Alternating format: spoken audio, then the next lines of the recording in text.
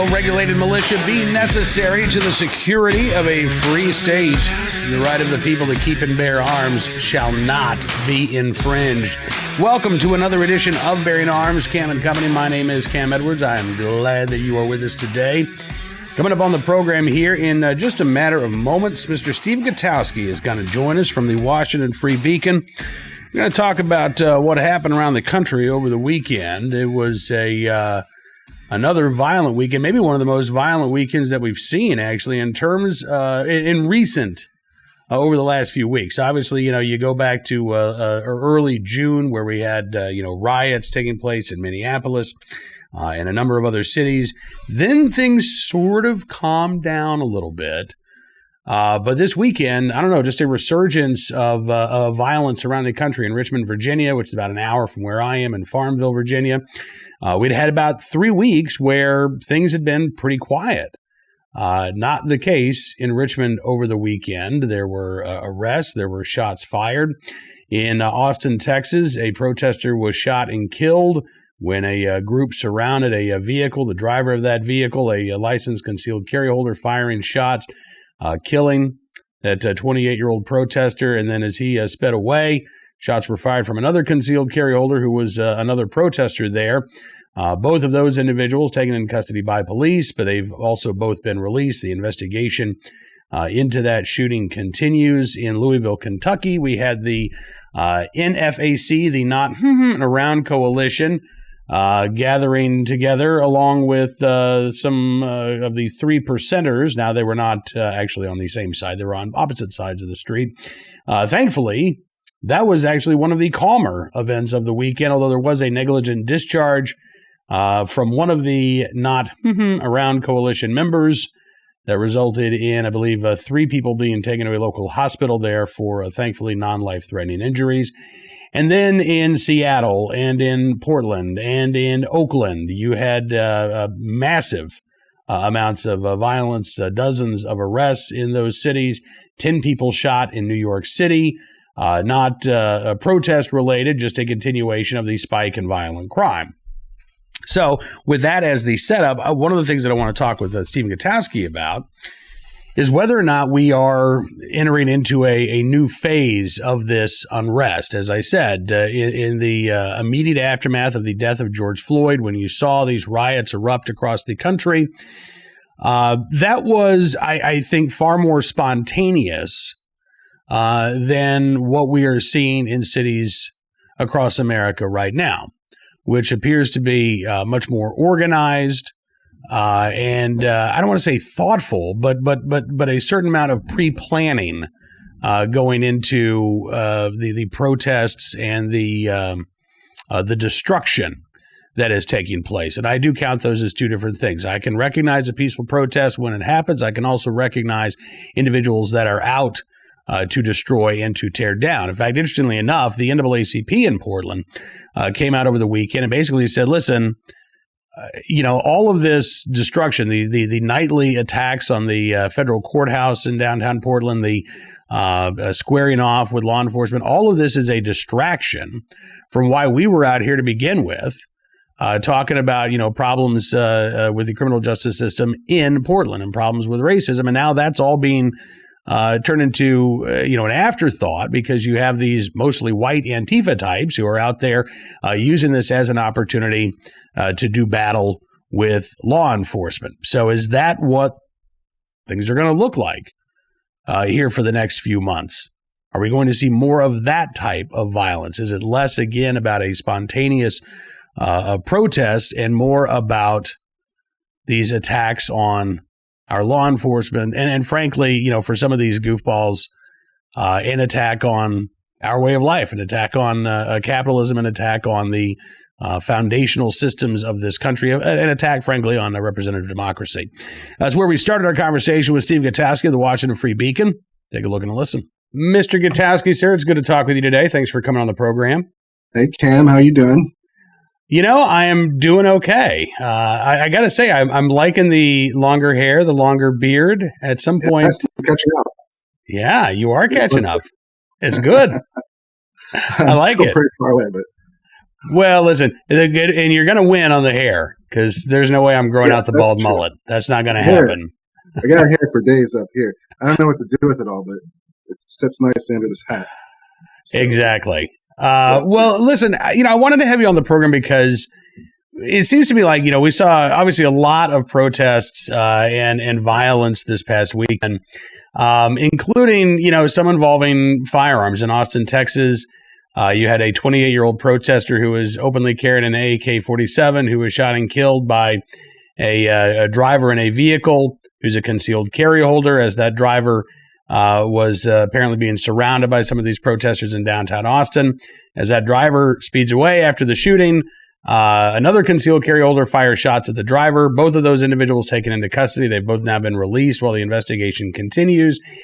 Saw the Not Effing Around coalition and 3% in Louisville. There was a negligent discharge on the part of one of the NFACers there in Louisville. And we've seen, a couple of other incidents in addition to, frankly, the continued spike in violent crime in places like New York City.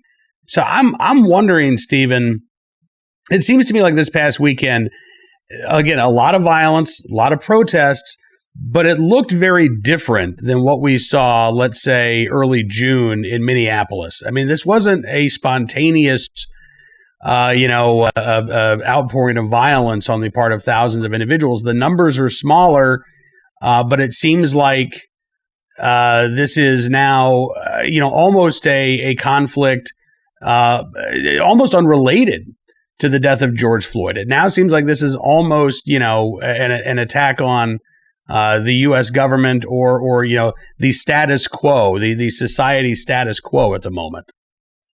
Yeah, it's interesting. I think these situations kind of defy your sort of typical talking points when it comes to these protests and carrying guns and things like that.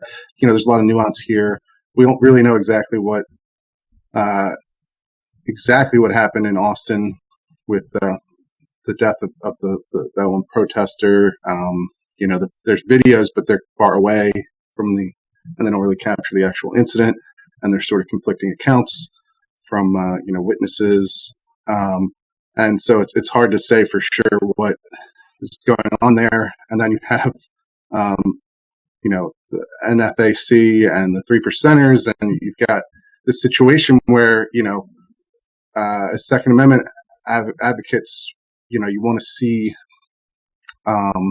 people exercising their rights and people of all different backgrounds and races exercising their rights, and that makes you feel good. But then at the same time, in both of these groups, you have at least some people who have these relatively unsavory motivations or associations, and then there's also the specter of two armed groups that are opposed to each other, or at least appear to be opposed to one another, or seem to think they're opposed to one another at the very least, showing up in public spaces. And it's, there's still, as much as you want to sympathize with the motives or sympathize with the activity of exercising your Second Amendment rights, it's still, there exists that danger, like you saw in Austin.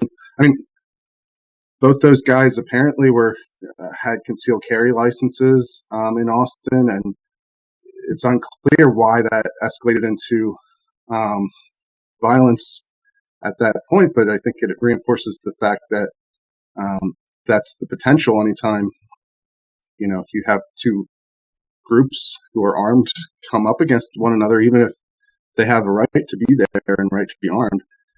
If somebody does something wrong to start an incident, the potential outcome is scary.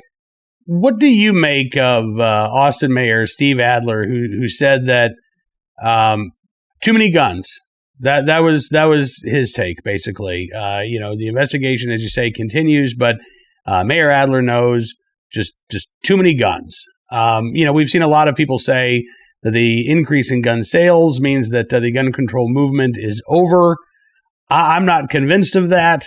And I think incidents like this are going to give gun control advocates, no pun intended, more ammunition to say, look, we need to crack down on on legal gun owners as well as those who illegally possess and illegally use firearms. Yeah, certainly. I mean, like I said earlier, I think that these situations defy your typical go-to talking points. And so, the Austin mayor saying it's just an issue of guns, or the Chicago mayor said the same stuff that she's been saying for years about the problem with Chicago's violence right now is the laws in other states outside of Illinois. And in Austin, is it just because there were guns there? No, it doesn't seem that way to me. But at the same time, certainly, it's fairly clear that when two opposing groups with heightened passions come together and they're armed, there's always going to be some potential that things could go the wrong way, like they did in Austin. Now, we don't know exactly what the motivations for the man who was in the car were. We don't know much about him at this point. And we don't know exactly why he decided to shoot. There's video, but it's not super clear as to what's going on there. It could be a self-defense situation. It could be something much worse. But I think these events are the kinds of things that challenge both sides in their sort of locked in talking points. In that, like, I like to see when new groups of people are arming themselves if they feel that they've been threatened. But at the same time, that situation in Louisville with NFAC and the 3%ers, like, it's that could spark up into something much worse. Luckily, that what happened there was a negligent discharge, so it wasn't no one was intentionally shooting at each other, and there wasn't any violence at the end of the day beyond an accidental shooting, which is obviously a problem and probably speaks to the level of training of some of the people who are just getting involved in exercising their Second Amendment rights, and that's also an issue that the community needs to deal with. The Second Amendment rights community. But I think at the end of the day, like, you can't ignore the possibility that even if you like to see more people exercising their gun rights and articulating viewpoints at the very base level, which are things you agree with, there's still the potential for things to turn bad if two groups of armed people meet each other and passions flare. And that's something that's always a possibility that's lingers, sort of out of mind for a lot of people. And these sorts of incidents bring that back into mind. And then at the same time, you have, on the gun control side, the easy answers from mayors who are anti-gun, just saying it's just guns that are the problem, civilian ownership of guns. But then at the same time, they're also telling us that the police are the problem. They're telling us we don't need guns because we have professional police forces that will protect us. And then, on the other hand, they also think we should, in some cases, abolish the police or at least further restrict their funding. Yeah, there are definitely some mixed messages coming from some of these city officials, right? We're on the one hand, we need to defund police. In fact, in Austin, Texas, I think they're looking at a pretty hefty cut to the police department budget. And then, places like Seattle, New York, San Francisco, Minneapolis, and Chicago, more calls to defund the police at the same time. And even from gun control advocates, I talked about this on Friday at Bearing Arms. Brady's Chris Brown, president of Brady, came out and complained about Operation Legend taking place in the city of Chicago, saying, well, what's needed is not more policing. What's needed are more federal gun laws. How do you think policing works, Chris? You just put a law on the books and then everybody obeys it? Of course not. For every law that goes on the books, you got to have enforcement of that law. And who's going to enforce those laws if not for more law enforcement? Yeah. Anyway, appreciate Stephen Gutowski joining us on the program. Sorry about some of the technical issues there. We'll see if we can get that resolved before we have him on again. But, I will say that I am a little concerned And it's not that I'm concerned that we have too many guns, as Mayor Adler says in Austin, Texas, or that our rights are too robust. I'm worried, quite frankly, that, again, these local officials are not doing enough to calm the waters in their communities. That they have, you go back to Baltimore, Maryland, and the Freddie Gray riots in, 2015, 5 years ago. And the mayor at the time talking about giving people a space to riot, right? And the mindset and the idea is, okay, well, listen, this stuff will burn itself out after a little while. We're only going to make things worse if we try to crack down and we try to make a lot of arrests. I understand that argument. I don't agree with it, but I kind of understand why a city official might take that position. Well, we're nearly 2 months removed now from the start of these riots that began after the death of George Floyd in Minneapolis. And as I said, I think what we're seeing now, the disturbances and the violence in places like Portland, in Austin, Texas over the weekend, Oakland, California, where the federal courthouse was set on fire. This is not a response to the death of George Floyd anymore. I think that this is, in fact, again, going back to what the NAACP said in Portland, this is a distraction. These are groups who may be ideologically aligned in some form or fashion with the goals of the NAACP, with the goals of equality or criminal justice reform. But I think a lot of these individuals who are driving the violence don't want reform. They want revolution. Now, again, I don't think that there are massive numbers of these folks out here calling for armed revolt, but there are enough of them that there does need to be some type of response, and it can't just come from the federal government. Again, a lot of these city officials, these local officials, have tried to interpose themselves between these violent protesters and the federal response. And there's, look, it's all the fault of the feds. It's all the fault of the feds. No, it's really not. When it comes to violent crime, we know what works to reduce violent crime. Swift and sure consequences. That's the number one thing. You commit a violent crime, if you know that you're going to get arrested and you know that there are going to be consequences for that, violent crime will drop. If you can get away with violent crime, you think there aren't going to be any consequences, you think you aren't going to get arrested, you think you're not going to go to prison for a long amount of time, because even if you do get arrested, you're likely to get a plea bargain. Well, guess what happens? You get more violent crime. I think the same is true when it comes to the violence that we're seeing, the political violence, the ideological violence that we're seeing around the country right now. There have been few consequences for that violence, whether it is, again, trying to torch a courthouse or tear down a statue or bust up a building. Very few arrests. In some cases, you've had prosecutors, like in St. Louis, releasing large numbers of individuals who were arrested for rioting. And so there are no consequences whatsoever. Well, again, if you feel like you can get away with it, why wouldn't you do more of it? So I think that there is a role for these mayors to play. I know that it's far better for them politically in these, deeply blue cities to sit back and point the finger at President Trump and say, it's all his fault. But it is not all the fault of the federal government. Local authorities bear a lot of blame and responsibility for their inaction that has enabled and empowered a lot of these groups to go and, again, commit acts of ideological violence on city streets. Now, one of the things that we could have gotten into with Stephen Gutowski, we probably could have spent an hour or so talking about this, the idea of the right of revolution. I'm not going to get into it today, but at some point this week, I do want to get into this, to get into the right of revolution, which I believe in, by the way, but whether or not this is the right revolution that we're seeing here.